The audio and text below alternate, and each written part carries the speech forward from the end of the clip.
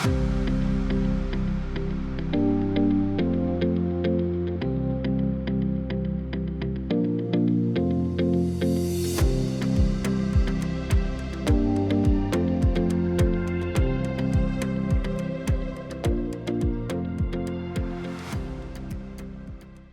to Day 68 on the trail. We're glad you're here. We have 5 readings for today from Acts 16 verses 11 through 40, Leviticus chapter 1 through chapter 2 verse 16, Proverbs chapter 6 verses 1 through 35, the 72nd Psalm, and the Wisdom of Solomon chapter 18 verses 5 through 25. In Proverbs chapter 6, beginning in verse 6, it reads, "Go to the ant, you lazy bones. Consider its ways and be wise.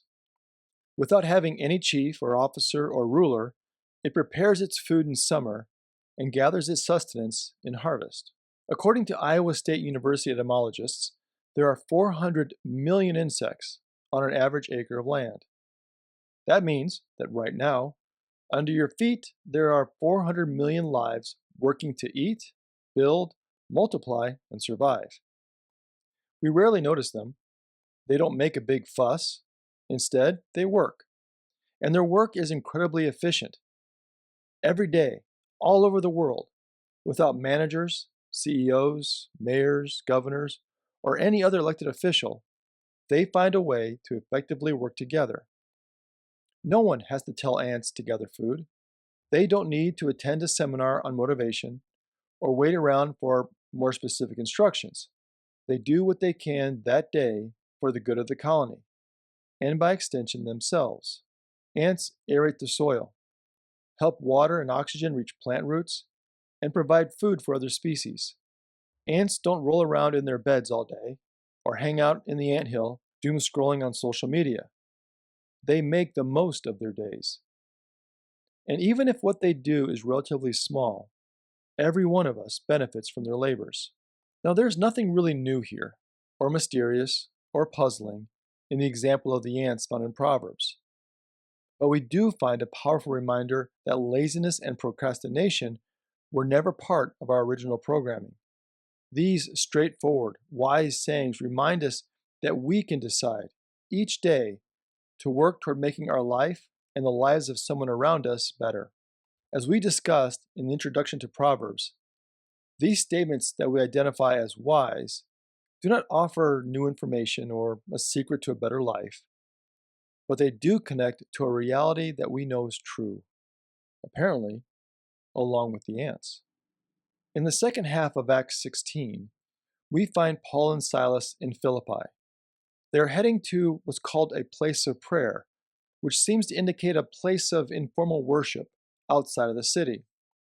Along the way, they encounter a slave who has what Paul describes as a spirit of divination, literally a spirit of Python.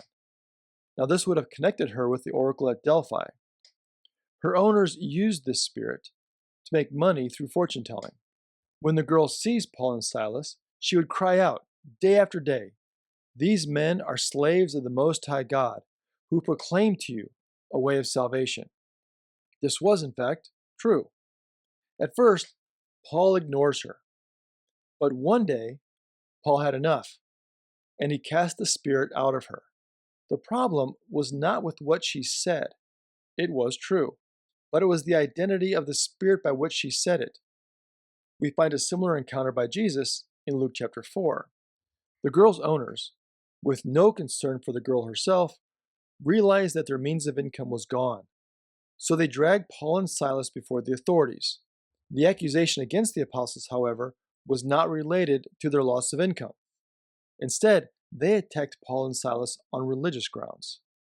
In response to the gathering mob, the praetors had Paul and Silas stripped, beaten with rods, and imprisoned with their feet in stocks. Origen, commenting in the 3rd century, said that stocks could be used as torture devices as well. Despite their dire and painful circumstances, verse 25 says, "About midnight, Paul and Silas were praying and singing hymns to God, and the prisoners were listening to them." On the one hand, we find the attitude and faith of Paul and Silas singing to God in the midst of the darkness of the prison powerful. However, the second half of the verse is equally amazing. I wonder what those fellow prisoners were thinking as they listened to Paul and Silas. Well, I believe there are two options. Either they were crazy, or these two knew something. Beginning in verse 26, it says, "Suddenly there was an earthquake, so violent that the foundations of the prison were shaken, and immediately all the doors were opened, and everyone's chains were unfastened. When the jailer woke up and saw the prison doors wide open, he drew his sword and was about to kill himself, since he supposed that the prisoners had escaped.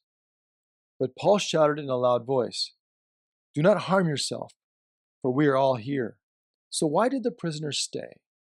Why don't they leave? They did not leave because these two crazy guys, beaten and in stocks, singing and praying in the middle of a prison, are not crazy at all. Instead, they knew something.